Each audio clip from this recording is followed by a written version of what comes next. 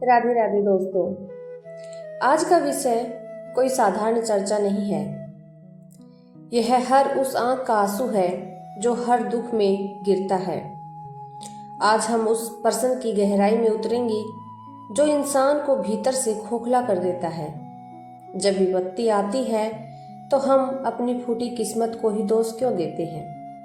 दोस्तों, इंसान का स्वभाव भी बड़ा विचित्र है। इसे एक उदाहरण से समझते हैं। जब आपके घर में खुशियाँ की शहनाई बजती है, जब व्यापार में लक्ष्मी बरसती है, तब संतान आपका नाम रोशन करती है, तब आप छाती ठोक कर कहते हैं, यह मेरी रातों की नींद और दिन का चैन त्यागने का फल है, यह मेरी मेहनत है। तब क्या आप मंदिर जाकर कहते हैं कि प्रभु यह मेरी अच्छी किस्मत है? नहीं, तब आप अपनी बुद्धि का लोहा मनवाते हैं। लेकिन जैसे ही वक्त का पहिया घूमता है, जैसे ही कोई अनहोनी होती है या कोई अपना बिछड़ता है, हमारा सारा ज्ञान, सारी डिग्रियां धरी की धरी रह जाती हैं। तब हम सीधे ऊपर वाले की ही ओर उंगली उठाकर कहते हैं, हे विधाता, तूने मेरे ही भाग्य में यह दुख क्यों लिखा? क्या मैं ही मिला था तुझे?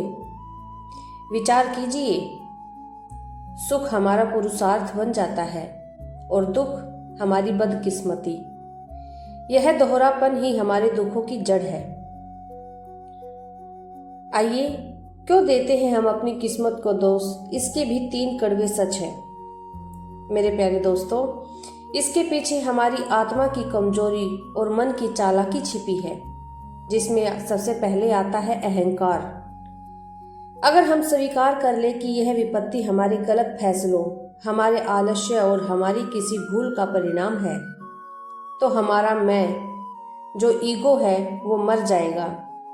अपनी गलती मानना सबसे मुश्किल काम है, इसलिए हम सारा बोझ बेचारी किस्मत पर डाल देते हैं। दूसरे नंबर पर आती है जिम्मेदारी। अगर मैं कहूँ कि मैं फेल हुआ क्योंकि मैंने पढ़ाई नहीं की, तो मुझे सुधार करना होगा। लेकिन अगर मैं कहूँ कि मेरी तो किस्मत ही खराब थी, तो मुझे कुछ नहीं करना पड़ेगा। किस्मत को दोष देना एक मानसिक अफीम है जो हमें चैन से सोने की इजाजत दे देती है। अज्ञान, हम केवल आज को देख रहे हैं। हम उस किसान की तरह हैं जो आज बबूल का पेड़ बड़ा होते देख रहा है और रो रहा है, पर भूल गया कि पिछले साल बीज उसी ने बोया था। हमारे शास्त्र पुकार पुकार कर कहते हैं, जो आज किस्मत बनकर खड़ा है वह कभी हमारा ही किए हुए कर्म था। अब इससे संबंधित एक कथा आती है, आइए उससे समझते हैं। एक समय की बात है, एक प्रतापी राजा था। उसके पास सब कुछ था, पर अचानक एक के बाद एक उसके राज्य पर विपत्तियां आने लगी। अकाल पड़ा, महामारी आई और शत्रु ने हमला कर दिया। राजा रोने लगा, मेरी फूटी किस्मत, ईश्वर मुझसे रूठ गया है।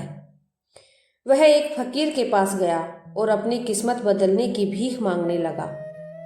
फकीर ने कहा, राजन, कल सुबह अपनी सबसे कीमती रेशमी पोशाक पहनकर आना। राजा गया।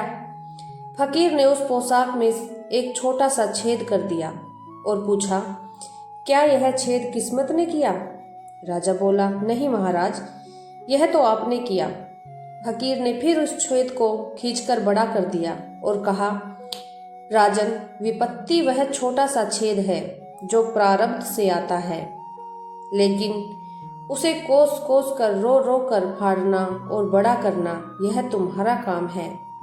तुम अपनी किस्मत को दोष देकर अपने जख्म खुद फाड़ रहे हो। विपत्ति केवल परिस्थिति है, उसे दुर्भाग्य का नाम देना हमारी मानसिक कमजोरी है। दोष नहीं, समाधान खोजो। मेरे प्यारे दोस्तों, याद रखना, जब आप किस्मत को कोसते हो तो आप उस परम पिता परमात्मा की न्याय व्यवस्था पर शक करते हो। क्या वह पक्षपाती है? क्या वह निर्दयी है? नहीं, विपत्ति एक कसौटी है। सोना आग में तपने के बाद ही कुंदन बनता है।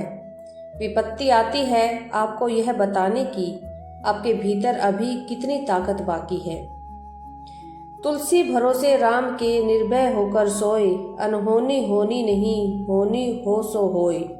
लेकिन इसका अर्थ यह नहीं कि हाथ पर हाथ रखकर बैठ जाओ।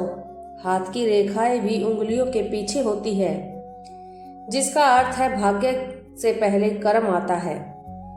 इसलिए आज के इस व्यासपीठ से एक संकल्प लेकर जाइए। जब दुख आए तो कमरे में बैठकर आंसू मत बहाइए। सिर झुकाकर ईश्वर से कहिए, हे नाथ, अगर यह दुख मेरे ही किसी कर्म का फल है तो मैं इसे सहने को तैयार हूँ। बस मुझे इतनी शक्ति देना कि मेरा विश्वास तुझ पर से न डिगे।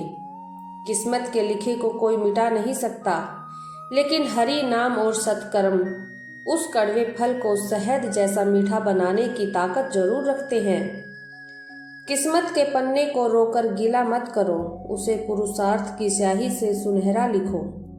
प्रेम से बोलिए, श्री बाके बिहारी लाल की जय। राधे राधे।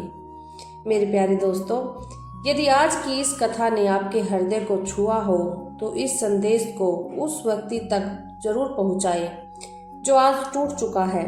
याद रखें, आप अकेले नहीं हैं, गोविंद आपके साथ हैं। चैनल को सब्सक्राइब करें और कमेंट में जय श्री राधे लिखकर अपनी उपस्थिति दर्ज जरूर कराएं। राधे राधे।